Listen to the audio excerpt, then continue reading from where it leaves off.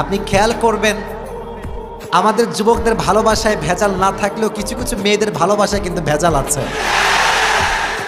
আর আমি যখন এই কথাগুলো বলি, হক বলি, তো অনেকের গা জ্বলে যায়। আমার কথা একটা, আমি যুব সম্প্রদায়কে ভালোবাসি। এদেরকে কোনো মেয়ে ছ্যাঁকা দিবে, ব্যাকা করবে, গাদ্দারি করবে, সবাই চুপ থাকলেও কিন্তু আসিফ চুপ থাকতে পারবে না এখানে। আল্লাহ সবাইকে কবুল করুন, এক পড়া আমিন।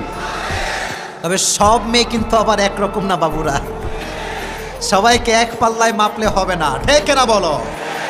বাংলাদেশে আজ চরিত্রবান নারী আছে না নাই? তবে কিছু কিছু চরিত্রহীন নারী বের হয়েছে, যাদের কারণে যুবকের পুরো ক্যারিয়ারটাই লাল বাতি চলে যায়। এদের পক্ষে না বিপক্ষে আমরা? তবে যুবকরাও কিন্তু আবার কম না।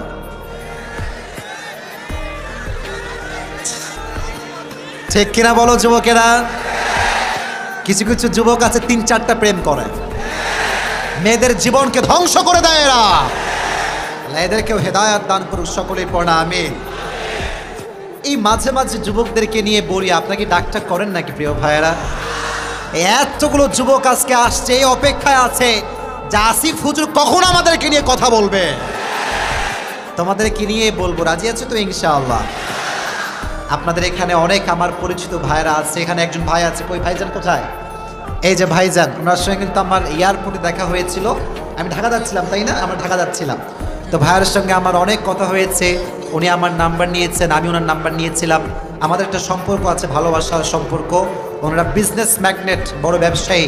ওনার বাবাও একজন মান্যগণ্য সুনামধন্য ব্যক্তি। আমি ভাইয়ের জন্য দোয়া করি, ভাইয়ের পরিবারের জন্য দোয়া করি, আল্লাহ নেক হায়াত দান করুন, আমিন।